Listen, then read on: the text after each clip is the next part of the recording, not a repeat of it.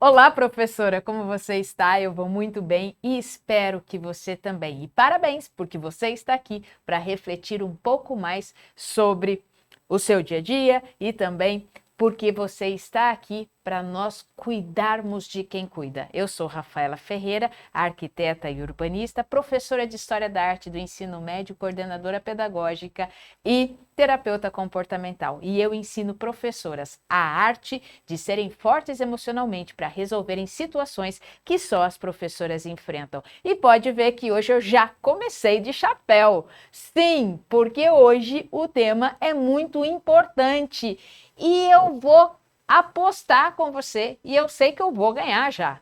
Porque o tema de hoje é exatamente esse aqui, ó. Professora, eu me cobro? Imagina que eu me cobro, imagina que eu sou uma pessoa que tenho o meu nível crítico lá em cima nas alturas, imagina que eu posso errar, eu não posso errar de jeito nenhum, não é isso? Você se cobra demais, professora? Qual é o seu nível de exigência consigo mesma? Como é que está isso? Então já começo de chapéu porque eu já vou começar instigando você e te trazendo ferramentas desde o primeiro momento aqui. Por quê? Porque eu vou te colocar dentro de um contexto agora e você se imagine, tá? Emocionalmente, não minta para você mesmo, mas imagine você emocionalmente como você lida com todas essas situações. E por que eu digo isso? Porque eu tô dentro do ambiente escolar, eu sei que um erro muitas vezes que nós cometemos ou alguma falha que nós esquecemos uma data ou fazemos alguma coisa que não saiu como nós esperávamos, isso traz um volume gigantesco. É cobrança do aluno, é cobrança dos pais, é cobrança da coordenação, é cobrança da direção, mas mais do que isso, nós cobramos a nós mesmas. Eu me cobro demais? Imagina, né? Imagina, isso aqui acontece lá com as outras professoras, né? Que moram lá em outro lugar, do outro lado do oceano. Isso não acontece na minha escola, nem na sua escola, isso não acontece na minha vida. Como é que é a sua cobrança, professora? Você já se perguntou isso? Qual é seu nível de exigência consigo mesma? Então, olha só, você se critica demais? Tudo aquilo que você faz, você acha que poderia ter feito melhor, ou tudo aquilo que você faz, você acha que não está bom? Você é muito exigente com você mesma. E olha, que eu escuto professoras dentro da onde eu trabalho, dentro da minha escola, porque eu trabalho dentro da coordenação, que tem hora que eu falo assim, espera um pouquinho, mas o que você fez estava bom. Não, eu podia ter feito melhor. Nossa, isso aqui, nossa. Então, como é que é o seu dia a dia também, professora? Eu vou até dar uma desacelerada para você poder parar e pensar de verdade como é que é seu nível de cobrança. Às vezes, seu nível de cobrança não está só nas coisas que você faz. Talvez você não se critique só pelo que você faz, mas talvez você se critique também por aquilo que você deixa de fazer ou por aquilo que você não está conseguindo dar conta. Nossa, eu não estou conseguindo dar conta disso, eu não consigo, eu sou exigente com isso. Nossa, eu não consigo olhar direito para minha família. Nossa, eu não consigo olhar direito para mim. Eu preciso fazer isso, eu preciso fazer aquilo. Como é que está o nível de exigência consigo mesma, professora? Quantas críticas você tem escutado também por dia? Você costuma criticar os outros também? Você passou a buscar como elemento de dia a dia, elemento profissional ou elemento pessoal, como a perfeição? Nossa, tem que fazer isso, tem que fazer aquilo. Nossa, não posso errar. Nossa, tem que entregar assim, tem que entregar assim. Nossa, a orelhinha não ficou boa. Nossa, ai, que tal? Ai, precisa. Ai, aqui não ficou bom. Precisa fazer outra florzinha. E assim vai, e assim que vai, e vai, que vai, que vai. Você se tornou tão exigente consigo mesma que o nível de crítica que você estabelece está beirando uma perfeição, ou quase isso. Você está rodando no modo operacional de erro zero? Sabe aquele modo operacional que a gente roda e você não admite cometer nenhum tipo de equívoco, nenhum tipo de erro? ou até mesmo antes que o outro fale alguma coisa que eu, achei que não está tão legal assim, porque a minha crítica está extremamente alta, eu já vou logo me desculpando. Poxa, eu esqueci isso, mas eu resolvi. Mas mesmo assim ainda não está resolvido dentro de mim, então eu vou me desculpando. Olha, eu fiz isso, eu fiz errado, e aí eu já resolvi. Você já resolveu, mas mesmo assim você precisa dar desculpas ou explicar para os outros aquilo que você fez e já resolveu, já consertou. Mas espera um pouco. Ou você acha que isso é normal e saudável? Sabe o que isso acontece muitas vezes, professora? Quando a gente fica fazendo alguma coisa, o nosso nível, o nosso crivo de perfeição é tão alto, mas tão alto, mas tão alto. Olha, a gente vai diminuindo, porque o nosso crivo de perfeição é tão alto, tão alto, tão alto, que eu vou diminuindo. E se eu vou fazer alguma coisa errada, mesmo que eu tenha corrigido antes de ter entregue, eu vou me desculpando. Olha, eu fiz isso, mas aí não deu certo, aí eu refiz, e então, olha, eu estou te entregando assim, assim, assado. Olha, eu fiz, mas deu errado, então eu tive que corrigir. Espera um pouco. Você fez, você já se corrigiu, entrega o corrigido e vida que segue. Mas perceba que o fato de dar desculpas e ficar se justificando também é porque o teu nível de exigência consigo mesma está extrapolando o crivo da normalidade. Autocrítica é bom? É bom. Se reconhecer e corrigir os próprios erros é bom? É excelente. Agora, existe um limiar. Porque se esse limite ele está extrapolando, eu começo a não ver nem mais os meus acertos. Então imagina uma cena, você fez uma atividade para entregar e você errou na atividade para entregar. E você tinha até meia-noite, você tinha até o dia seguinte para entregar, melhor assim, você tinha até o dia seguinte para entregar. E você fez, você tinha planejado em fazer, você errou, você cortou errado, você fez invertido, e aí você viu a hora que estava tudo pronto, você viu que está tosta, errei aqui, fiz aqui, nossa, vou ter que refazer. Aí você vai, ocupa mais tempo, refaz tudo, porque é ótimo, você viu, você corrigiu, você conseguiu olhar para tudo isso de uma forma saudável e falou, não, tá errado, fiz aqui, vamos refazer. Você refez. Aí no dia seguinte você entrega. Aí ao invés de você entregar e falar, olha, tá aqui, tá pronto, eu fiz, tá tudo de boa, você tem que se desculpar por algo que ninguém sabia. Você tem que se dizer, olha, eu fiz, mas nossa, aí eu fiz errado, aí eu tive que refazer, e aí você conta toda aquela história que você fez e tal, e refez. Peraí, você entregou o certo. Então, para que ficar reprisando? Sabe por quê, professora? Eu vou te falar o porquê que você fica reprisando. Porque o teu nível de exigência e autocrítica consigo mesma está extrapolando o seu nível saudável. Então é aí que nós vamos tratar hoje, por isso que eu já estou até de chapéu, porque eu sei, como professora, como coordenadora pedagógica, que nós temos um alto nível de exigência muito alto. Já é alto nível de exigência. E ainda a gente coloca ele no muito alto, tá? Então, vamos lá, vamos entender o que acontece dentro de nós e como nós podemos melhorar isso, tá bom? Porque o grande motor da sua autocrítica é a comparação que você faz consigo mesma, ou então é a comparação que você faz com os outros. Guarde isso, escreva isso em qualquer lugar que você quiser, no teu caderno, grife, risque, ponha lá, marca texto, faça qualquer coisa, mas lembre-se disso, o grande motor da sua autocrítica, do meu criticar em demasia, ele é uma comparação que eu faço comigo mesma ou quando eu vou buscar um ideal também. Eu me coloco num patamar ideal e aí eu vou tentar buscar esse patamar ideal. Ou então quando eu coloco os outros nesse patamar ideal. Então eu tenho duas questões aqui que são importantes de termos clareza, tá? Quem é que eu estou colocando num patamar ideal? Num patamar super, mega? Quem é? Eu ou outro? Se sou eu, e aí eu vou buscar esse patamar mega alto, existe um motor aqui de autocrítica.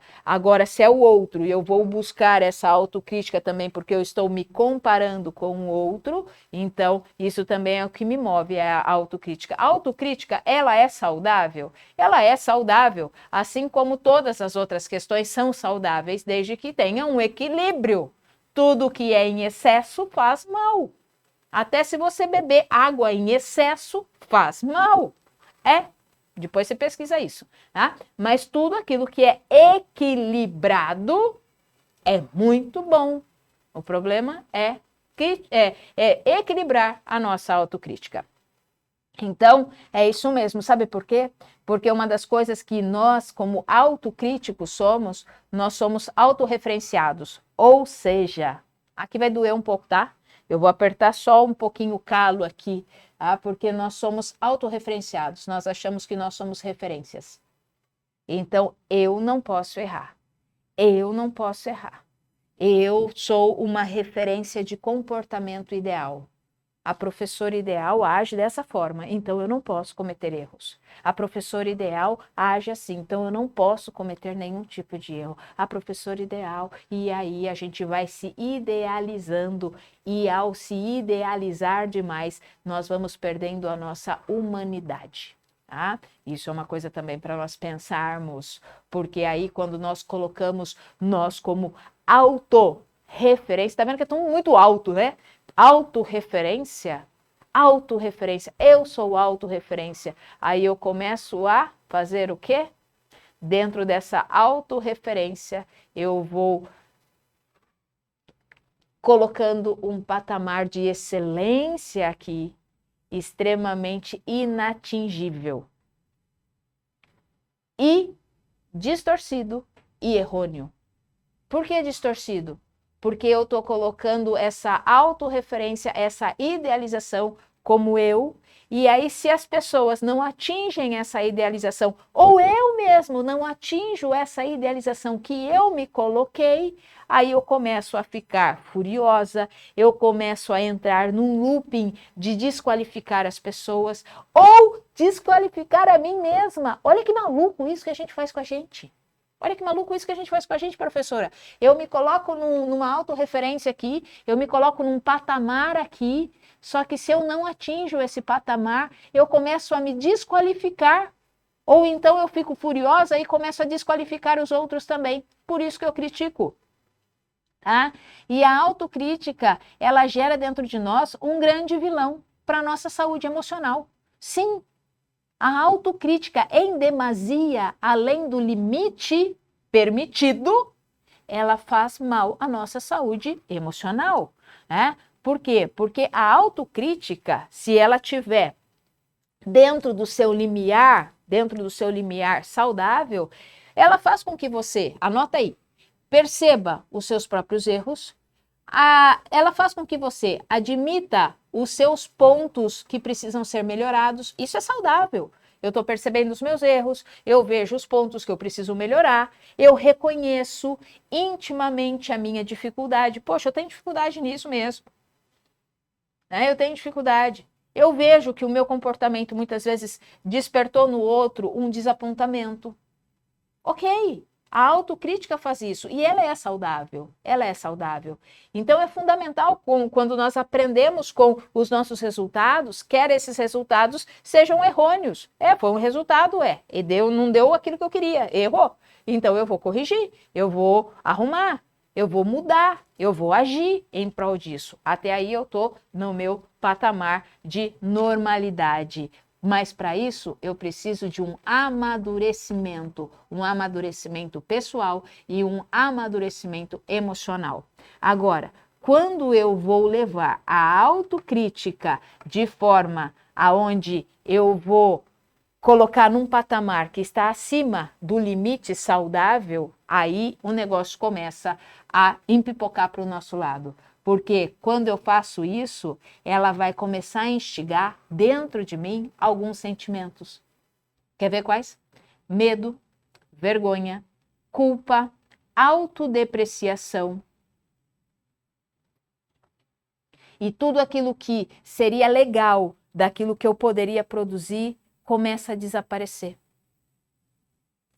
Entende isso? Lembra daquele exemplo que eu dei? Da professora que fez uma coisa, ela corrigiu e daí no outro dia ela entregou o correto, mas ela teve que justificar que ela tinha feito, que ela errou, que ela teve que refazer. Ou seja, ela está nem valorizando mais aquilo que ela fez de certo. Ela está deixando aquilo que ela fez de certo de lado. Olha o perigo disso, professor. Olha o perigo.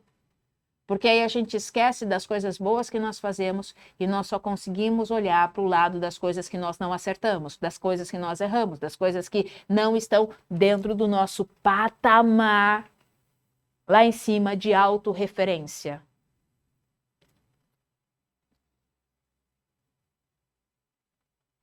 E a nossa autocrítica, ela também está diretamente ligada conforme nós vamos criticando os outros.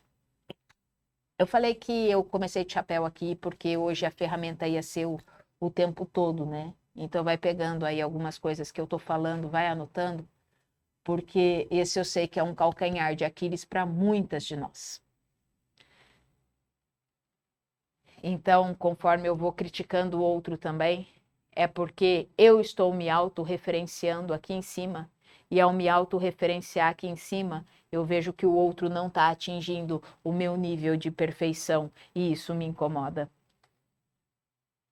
Então é saudável também e compreensivo nós sermos empáticos com o outro também e perceber que essa autorreferência eu que me pus. Eu não estou conseguindo chegar, e aí eu começo a criticar o outro também, porque ele não consegue chegar nessa autorreferenciação aqui que eu coloquei. Então a autocrítica, assim como a crítica, a autocrítica e como a crítica que eu faço para o outro, ela tem que demandar clareza e gentileza. Se ela não demandar clareza e gentileza, significa que eu passei do meu equilíbrio. Se a minha autocrítica e a crítica que eu faço para o outro, ela está numa acusação, se ela está num mostrar o culpado, se ela está num efetivar de desculpa, desculpa, desculpa, e eu não consigo ver aquilo que eu fiz de bom, eu só consigo ver os meus erros, e eu consigo ver só os meus erros e os erros dos outros, então ela saiu desse limiar saudável e ela já entrou nesse limiar aqui inatingível. E isso vai nos machucar, isso vai nos paralisar, e isso vai fazer com que nós adoeçamos emocionalmente. E dentro daquele triângulo que nós estamos trabalhando, que nós trabalhamos aí, né, já essa semana, que é o triângulo do drama, lembra dele? Né? O triângulo do drama. Nós temos 3 posições, né? Vou fazer ele mais rapidinho agora, mas nós temos 3 posições aqui, essa posição e essa posição, que nós falamos que essa posição aqui é do Salvador, né? O Salvador, ele busca, então, o reconhecimento. Ele busca o reconhecimento, falamos disso no nosso encontro passado, né? O Salvador, ele vai buscar um reconhecimento, e esse reconhecimento de forma errônea é um reconhecimento que ele vai buscar no externo, que não deveria, mas ele vai buscar esse reconhecimento no externo, porque tem um sentimento por trás, que é o sentimento do medo. Né? Então, nós falamos tudo isso, depois você busca lá e você vê essa explicação aqui. E aí nós temos um outro, né? Uma outra, vou chamar isso de um outro padrão, né? Que é o padrão do vilão, né? O padrão do vilão. O padrão do vilão, ele vai buscar poder, né? Ele vai buscar poder. E aí nós temos também um outro padrão, que é o padrão da vítima, que ela vai buscar simpatia, né? Simpatia. Então, nós já falamos desse aqui, esse aqui já foi explicado, ok? Como nós podemos também sair dele. E hoje, então, com essa questão da autocrítica, adivinha em quem nós vamos falar? Talvez você tenha pensado que nós vamos... Comece com um V. Melhor, comece com um V, né? Em quem nós vamos falar? Nós vamos falar é do vilão mesmo, tá? É do vilão que nós vamos falar hoje. Porque a autocrítica, ela está muito mais ligada com o vilão do que com a vítima.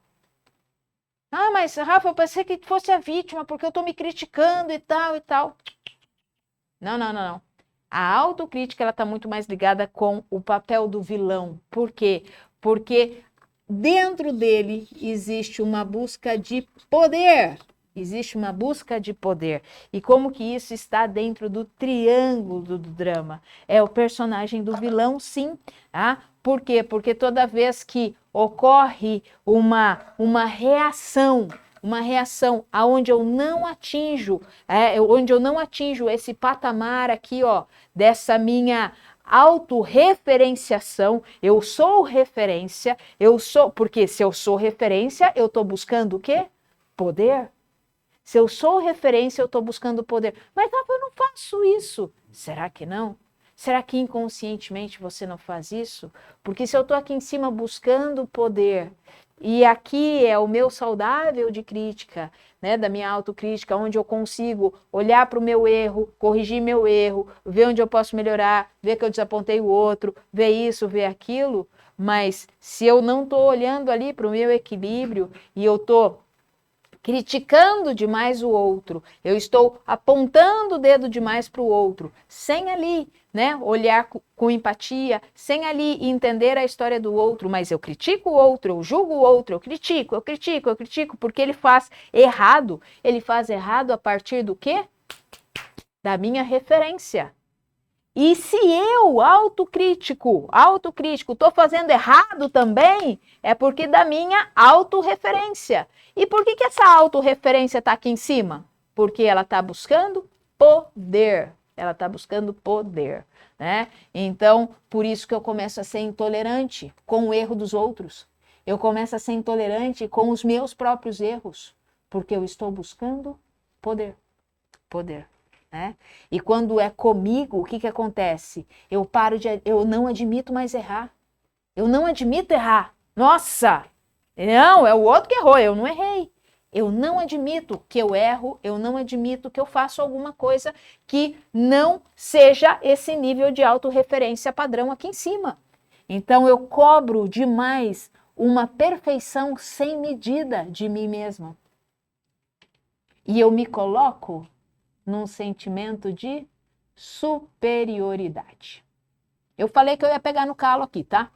Então, tá tudo bem. Tá tudo bem. Não é um julgamento isso aqui, de forma nenhuma, é só clareza. Então, quando eu estou aqui em cima, eu quero poder, eu não admito errar, eu não aceito os meus erros, muitas vezes, porque o que acontece aqui? Não, vamos lá, né? Eu estou buscando uma perfeição aqui em cima, mas lembra que eu estou sempre aqui embaixo, tá? Eu estou buscando uma perfeição porque isso aqui é uma autorreferência, e aí eu tenho aqui em cima esse sentimento de superioridade. Mas como eu não consigo chegar lá, né? Eu não consigo chegar lá, o que eu vou fazendo? Eu vou pisoteando em mim pela minha autocrítica. Ah, eu não presto para nada. Nossa, eu fiz errado de novo. Nossa, como que eu pude fazer isso? Nossa, eu tenho que pedir desculpa. Nossa, eu não consigo. Nossa, eu fiz errado. E aquele negócio fica martelando na sua cabeça uma semana. Né? E quando é com os outros, então? Quando com os outros, você coloca a mesma exigência sobre o outro. O outro fez errado, o outro fez isso, o outro errou, o outro fez isso. E aí a gente fica apontando o dedo pro outro, tá? Por quê? Porque quem é a referência? A referência é você mesmo. A referência é você. Você não consegue aí começar a ter empatia pelo outro. O vilão gosta de dar lição de moral. Por quê? Porque o vilão, ele quer poder. É isso mesmo, ele tá lá em cima, gente. E não estamos julgando aqui não, tá? Isso é um triângulo do drama que nós entramos dentro dele. Nós entramos aí dentro dele e nós precisamos ter clareza de como ele acontece para que a gente possa sair dele também, né? Se eu não tiver clareza, como é que eu vou arrumar algo dentro de mim se eu não esclarecer as coisas que acontecem. Então, ele vai buscar sempre dar lição de moral no outro. E aí, o que ele começa a fazer? Você tem que entender que é assim que tem que fazer. Você precisa aprender uma coisa. Você precisa fazer desse jeito. É sempre o outro precisa. O outro precisa, o outro tem que entender, o outro tem que fazer isso, o outro tem que fazer aquilo. E isso são frases de pessoas que colocam o seu padrão de referência aqui, e aí quer que todo mundo siga esse padrão de referência. E quando as pessoas não seguem, você faz o papel de vilão para essas pessoas. E quando você mesmo não segue, você faz esse papel de vilão para você mesma. Aí complica, dá nó, dá revertério na gente, né? Porque a gente sabe que a gente faz assim, mas a gente também, ao mesmo tempo, não quer fazer, porque a gente quer pegar mais leve. E às vezes a gente até pega mais leve com o outro, mas a gente não consegue pegar mais leve com a gente mesma. Porque o sentimento de culpa que, nossa, eu fiz errado, que eu não consigo atingir o meu padrão, eu não consigo atingir a Mulher Maravilha que eu quero ser, não está funcionando. E aí eu vou me criticando e esqueço de valorizar as coisas certas que eu faço. Olha o que o vilão faz com a gente. Ei, né? Olha o que o vilão faz nessa busca. E isso é um triângulo dramático, sim. Porque daí quando ele vai fazendo isso, ele vai sempre achar uma vítima, né? Aí vem o Salvador por reconhecimento e quer resolver toda a situação. E aí a gente fica nesse triângulo, brincando para lá e para cá, só que nessa brincadeira nós adoecemos emocionalmente. Quando nós estamos nesse triângulo dramático, né? E nós não temos consciência disso. Então, sempre que os outros, a gente começa, se você começa a perceber que você fala assim, nossa, o outro precisa aprender isso. Faço uma pergunta depois, será? Será que ele precisa mesmo aprender isso? Será que eu não estou exigindo dele um nível de perfeição que eu me coloquei? Será que eu não estou exigindo do outro um nível de autorreferenciação que eu me coloquei? Então, isso é algo que a gente precisa entender. E quando a gente estava falando, né, do Salvador também, falamos do fogo, se você apaga e tal, porque esse aqui a gente identificou como o bombeiro, né, aquele que paga fogo. A gente até trouxe aquela imagem no nosso encontro passado sobre a Catedral de Notre Dame, falando então do fogo, e falamos também sobre o oráculo de Delfos, né, conhece-te a ti mesmo. Então o Salvador aqui, que nós falamos, traz essa ideia do fogo. E hoje eu queria fazer uma analogia com vocês sobre esse cara aqui. Quem é ele? Alguém sabe quem é? Tem ideia de quem é? Isso aqui é uma reconstrução através das esculturas, tá? Do imperador Nero. Do imperador Nero. E por que eu vou trazer essa analogia do imperador Nero? Porque ele pôs fogo em Roma no dia 18, na noite do dia 18 de julho de 64 depois de Cristo. E ele se torna um dos imperadores mais instigantes e também um dos mais famosos. E esse crime da antiguidade se tornou um dos crimes mais falados em toda a história. Né? Nero pôs fogo em Roma. Nero queimou todo o centro antigo de Roma. E ele foi conhecido como um imperador tirano, um imperador autoritário. Ele foi ser imperador, ele só tinha 17 anos, idade de alguns dos nossos alunos, né? Alunos aí, professor de ensino médio, dá aula para alunos com essa idade. Então, ele foi imperador com essa idade e ele vai conviver com muitas artimanhas e conspirações nesse posto que ele tinha, né, como imperador. E esse terrível incêndio, muitos dizem que foi fruto da sua mente perturbada e da sua mente manipuladora. Alguns dizem que ele ordenou esse incêndio porque ele queria embelezar a parte ali da Roma Antiga. Outros dizem que ele fez esse incêndio para incriminar os cristãos que não queriam se submeter a poder, então, reconhecê-lo como o imperador, uma pessoa devota, né, na questão dos cristãos ali se renderem religiosamente a ele também. Aí você pode falar, mas peraí, Rafa, eu não sou assim não fico pondo fogo em nada não. Será que você não fica se queimando por dentro?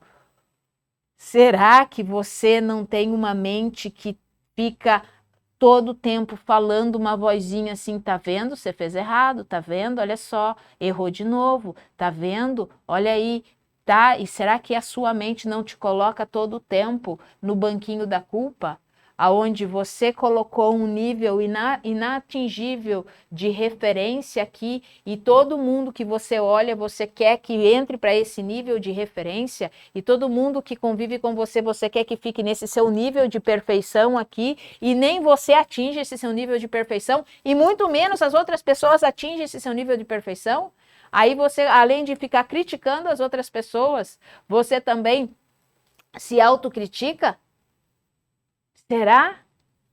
Não estou falando que somos Nero, não. Longe disso. Longe disso. Mas eu estou querendo colocar que muitas vezes, nessa analogia aqui, nós queremos buscar um nível de referenciação, de autorreferenciação, ou aqui uma referência extremamente alta mesmo no padrão, que ninguém para a gente serve. Não serve aquele pai, não serve aquela mãe, não serve aquela coordenação, não serve aquela direção, não serve aquele colega de trabalho, não serve aquele aluno, não serve nada. Porque ninguém consegue atingir o meu nível de autorreferenciação. E aí, pior, né? Porque se ninguém serve, eu começo a criticar os outros, e eu vou criticando, e se ninguém serve nesse meu nível de referenciação, e nem eu consigo atingir, nem eu sirvo. Porque se eu faço um erro, ponto, daí cai tudo aquilo em cima de mim de novo. Primeiro porque se eu sou vilão, eu não permito, né, que o erro aconteça comigo. Mas você erra, tá? Se você é humano, você erra. Você erra. Então, se você acha que você não comete nenhum erro, opa, dá uma olhada aí pro seu triângulo do drama, dá uma olhada aí para a posição que você está ocupando, se você está ocupando uma posição de vilão, porque se você acha que você não erra, você pode estar aí ocupando. Ah, mas eu acho que eu erro muito, Rafa, eu acho que eu erro demais. Peraí. Então você está se autocriticando demais também. Tá vendo? Por isso que eu tô de chapéu, gente, porque tem esse limiar aqui que a gente tem que entender, tá? Então, como é que eu posso olhar? Quando que eu ajo assim? Quando que eu ajo como vilão e eu me sinto como vilão? Quando eu estou colocando em mim muita crítica, quando eu estou colocando no outro muita crítica, seja sincera com você mesmo, professora. Seja sincera, porque ser vilão consigo mesmo, nossa, causa uma dor, uma angústia, porque você vai sempre se viver vendo culpada. Porque você, como vilão, você se coloca também na posição de culpa.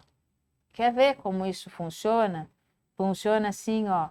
Você fez uma coisa e aí aquela vozinha na sua mente fala assim: tá vendo? Errou de novo.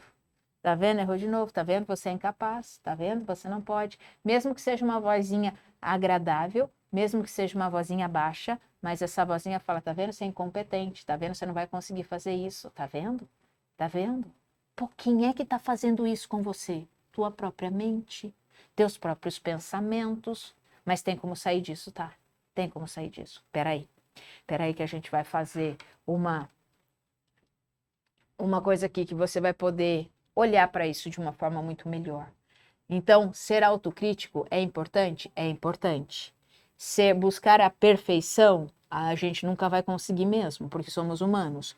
Mas o essencial é termos a consciência que um dia de cada vez e eu vou melhorando sempre, eu vou melhorando sempre, eu vou melhorando sempre.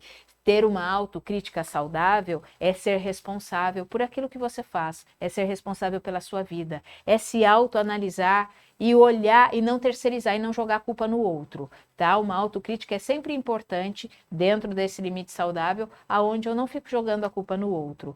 Uma autocrítica também tem que levar a nós sermos humildes. Sim, olha, errei. Ó, eu sou limitado até aqui, tá? Eu não ainda consegui avançar esse pedacinho aqui para eu ser melhor que isso. Então é entender que nós temos os nossos limites. Nós temos os nossos limites, sim. Poxa, eu consigo ir até aqui. Daqui para cá eu ainda preciso aprender como é que faz. Então, vamos lá, vamos aprender. mas ser humilde para ter esse reconhecimento também, tá? Por quê? Porque eu posso aprender sempre. Quando eu faço uma autocrítica saudável, eu estou olhando para os meus relacionamentos e deixando os meus relacionamentos mais positivos. Eu vou me tornando uma pessoa mais acolhedora, mais compreensiva comigo mesma e com os outros também. Se não, ao contrário disso, sabe o que vai acontecer? Anota aí, por favor. Olha só, se eu tenho essa voz aqui que fica me criticando, fica sendo o vilão da minha vida, porque ele quer, né, o fundo dele é o poder, sabe o porquê o que ele vai gerar em mim? Ele vai gerar ansiedade, ele vai gerar medo, ele vai gerar pânico, ele vai gerar dúvida, ele vai gerar baixo autoestima, ele vai gerar uma resistência, ele vai gerar uma baixa produtividade. Tudo isso que gera. Quando a gente sai do limiar da autocrítica saudável e entra para essa autocrítica, entre aspas, destrutiva. É isso, uma autocrítica exagerada. Essa voz que fica muitas vezes aqui, ó, na nossa orelha, que dá vontade de fazer assim, né? Por quê? Porque ela vai levar com que nós tenhamos tudo isso: ansiedade, medo, pânico, dúvida, baixa autoestima, resistência à produtividade e baixa produtividade. E por que que isso acontece? Sabe por quê? Porque existe ali uma autopreservação. Uma autopreservação. Então, se eu me coloco num estágio ou me imagino, né, nessa autorreferenciação aqui, eu me coloco num patamar de quase inatingível, né? É quase inatingível. Ninguém consegue me atingir aqui e muito menos eu mesmo, né? Nem eu consigo me atingir. Olha só o que diz alguns depoimentos de professoras que já passaram por isso, tá? A Valéria Araújo aqui, Valéria Mamed Araújo, ela diz assim: eu aprendi a me conhecer melhor e a me valorizar mais como ser humano, errando e acertando. Hoje consigo mais estar comigo mesma. Era mais ansiosa e me cobrava muito. Agora já consigo parar um pouco e curtir o momento. Tento respirar, pensar antes de agir. E olha a Vanessa, o que ela diz também, a Vanessa De Pieri. Antes, não finalizava minhas tarefas, ficando desmotivada e me sentindo incapaz quando não conseguia mudar algo. Hoje, acredito mais que eu posso. Ganhei autoconfiança. Então, existe maneira de sair disso. Existe um método para sair disso também. Então, quantas vezes nós vamos conversando com pessoas e nós vamos vendo que não é só nós que vivemos assim, as pessoas também. E por isso que nós temos que ter clareza disso para que possamos mudar. Tá? Acredite, sim, que aquelas pessoas que sabem tudo, que acham que sempre estão certas, elas estão em sérios problemas. E você, como é que está, professora? Porque o processo de aprendizagem, ele é um processo, muitas vezes, longo. E não tem problema, desde que você vá com constância, não tem problema. Às vezes ele pode ser desconfortável, um pouquinho doloroso, mas está tudo bem também.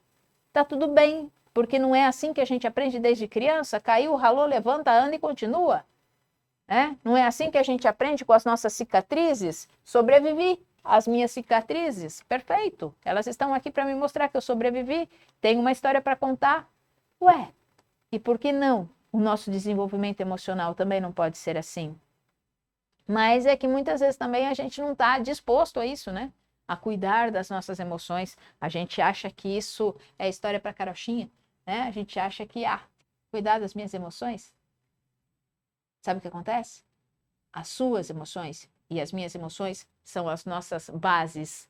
As nossas bases, é o nosso alicerce. Cuide bem do seu alicerce, né? Cuide bem do seu alicerce, sim.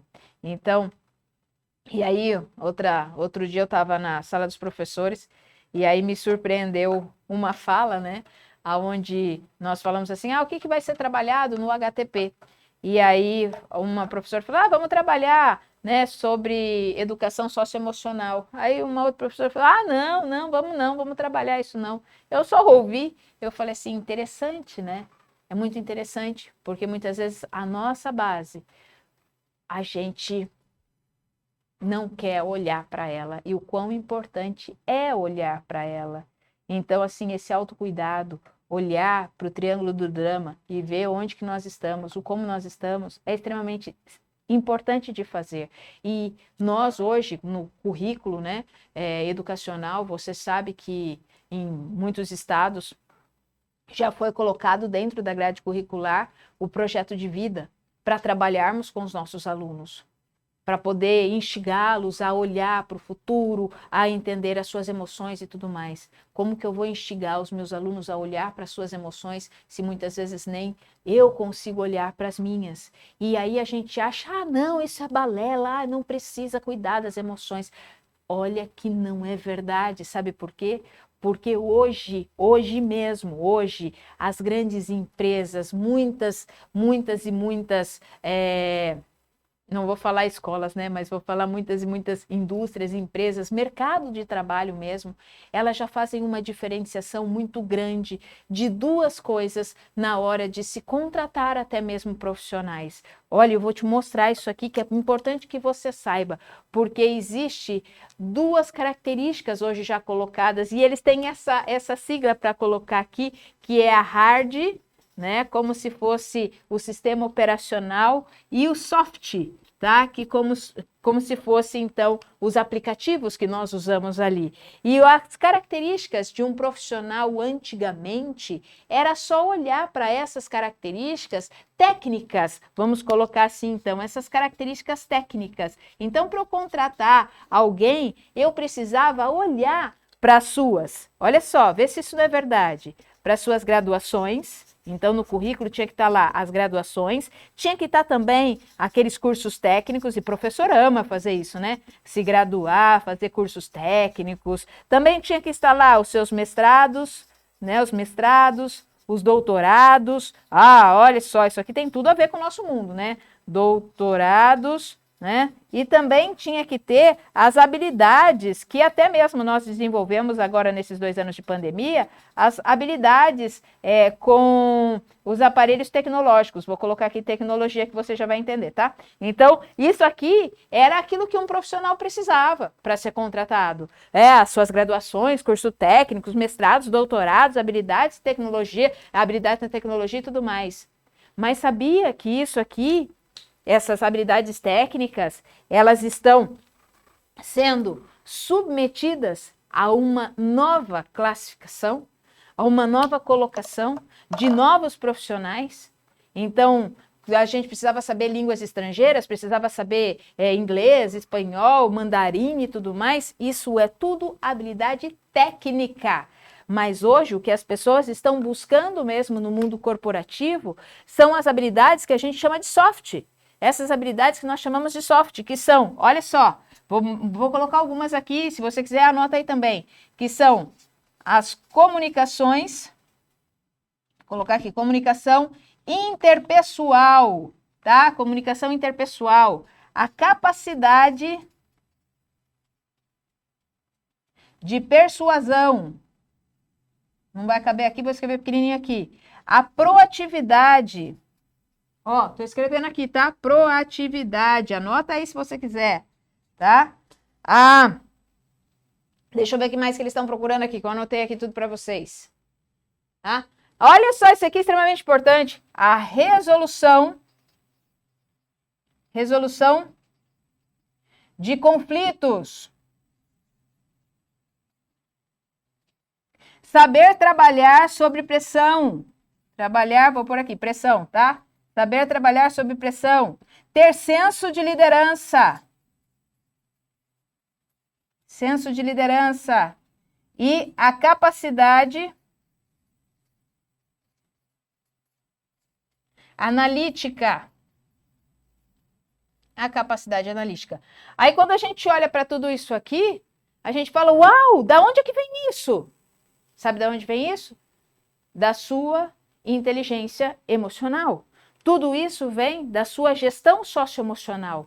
Tudo isso vem de você cuidar do seu alicerce, da sua base. Tudo isso vem você entender que a gente vive nesse triângulo do drama, ou a gente vive como Salvador buscando reconhecimento externo porque a gente é movido pelo medo, ou a gente vive como um vilão, criticando os outros e criticando a nós mesmos, buscando um padrão que nós não atingimos, um padrão de referenciação, achando muitas vezes que nós não podemos errar, ou que nós nunca erramos, isso, aquilo, aquele outro, ou então fazendo crítica severa aos outros e fazendo uma autocrítica severa a nós mesmos, e aí nós vamos virando aqui, por mais graduação que você tenha, por mais curso técnico que você tenha, por mais mestrado, por mais doutorado e por mais habilidades tecnológicas que você tenha, se você não tiver uma comunicação interpessoal, se você não tiver uma capacidade de persuasão, se você não tiver uma proatividade, se você não souber resolver conflitos externos e internos, se você não souber trabalhar sob pressão, se você não souber ter senso de liderança e capacidade analítica,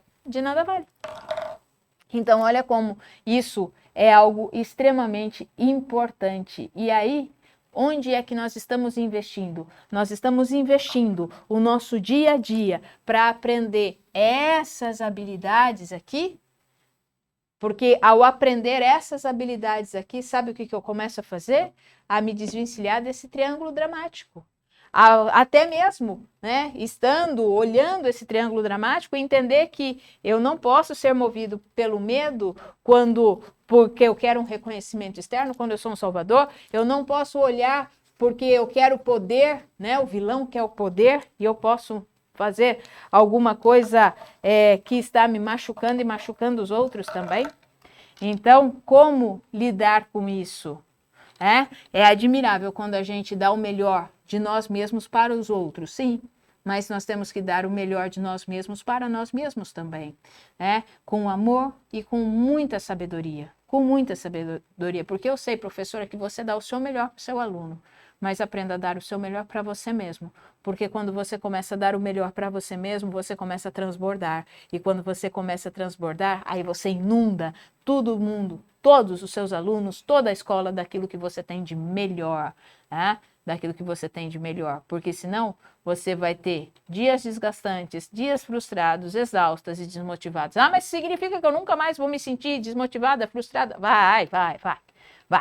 Você vai ter seus dias que você vai estar desmotivada, exausta e tudo mais. Mas com sabedoria você vai sair rapidinho desse estado e vai se colocar em outro estado, porque isso também é importante, porque ser forte emocionalmente é saber se conhecer, é saber se respeitar também, é saber admitir os seus pontos fracos, os seus pontos fortes, é saber admitir os seus acertos e saber admitir os seus erros também, Então você precisa saber admitir os dois, por isso que o equilíbrio é extremamente importante, mas você precisa ter consistência e também precisa ter um método para conseguir identificar tudo isso, Porque esse crescimento sem um método, ele fica todo desaleatório. Aí você não consegue ver o que você está fazendo direito. Agora, quando você tem um método a seguir, isso fica tudo muito mais claro e tudo muito mais fácil. E aí você não precisa ficar ouvindo as críticas, as autocríticas infundadas que você escuta de você mesmo, e assim você pode conseguir ter um dia melhor. E consegue de fato. Agora, como fazer isso? Vou te contar uma frase. Existe aí dentro de nós um autocrítico. E ele vai ficar querendo fazer parte aí do seu exército de crítica, Porque nós temos isso dentro de nós. E aí você vai, a partir de hoje, começar a falar o seguinte: toda vez que vier essa vozinha que vem aqui, e às vezes a gente quer fazer assim, para espalhar ela, você não vai brigar com ela, não. Você simplesmente vai falar assim: obrigada por compartilhar, mas agora eu vou preferir pensar de outra forma. Agradeço por compartilhar, mas agora eu vou preferir pensar de outra forma.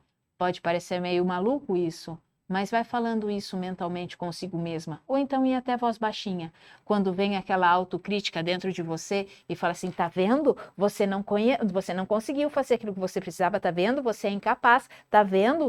Aí você não vai discutir com isso não, você vai só falar assim: obrigada por compartilhar, mas agora eu prefiro pensar de outra forma. Obrigada por compartilhar, mas agora eu prefiro pensar de outra forma. E aí você vai descobrindo algumas outras formas de pensar. Agora eu prefiro pensar que eu preciso ficar mais no meu nível de equilíbrio. Agora eu prefiro pensar que nem todo mundo vai conseguir esse nível de autorreferenciação que eu coloquei. Nem eu mesmo consigo. Obrigada por compartilhar, mas eu prefiro pensar de outra forma. Então, a sua tarefa de casa, professora, para que você faça isso aqui, olha só. Roma não ficou só no fogo, né? Muitas coisas foram reconstruídas, muitas coisas foram feitas de forma magnífica, Então, para que você possa transbordar, essa é a imagem que eu quero que você guarde, professora, para que você possa transbordar como uma fonte, transbordar coisas boas, guarde essa imagem e faça esse exercício. Eu agradeço por compartilhar, mas eu prefiro pensar de outra forma. Então, sempre quando o seu nível de autocrítica estiver lá em cima, sempre quando o seu nível de autocrítica quiser buscar essa autorreferenciação ilusória que você colocou aqui, tanto para você quanto para outras pessoas, lembre-se disso. Ele vai buscar e vai querer que você fique pensando aqui. Aí você fala, não, obrigado por compartilhar, mas eu prefiro pensar de outra forma. Eu prefiro pensar que eu também posso cometer meus erros, eu prefiro pensar que eu sou uma pessoa que também precisa pegar um pouco mais leve com as minhas próprias críticas, eu prefiro pensar de outra forma. Não brigue com o seu pensamento, só agradeça por compartilhar e prefira pensar de outra forma, tá? Mas isso também exige constância, tá? E existe também um método para isso. Então, professora, tá aqui, olha só, siga nas nossas redes sociais, tá? Tanto Face quanto Instagram, quanto podcast também, e compartilhe esse vídeo, professora, porque esse é um dos vídeos talvez que mais doa no nosso calcanhar de Aquiles, é a nossa autocrítica e a nossa busca à perfeição. Então, se você conhece outra pessoa que não seja professora, mas que também age dessa forma, dê clareza a ela nesse sentido. Então, compartilhe esse vídeo, dá um like aqui e se inscreve no canal, caso você ainda não seja inscrito, tá bom? Por quê, professora? 25 segundos é tudo o que você precisa.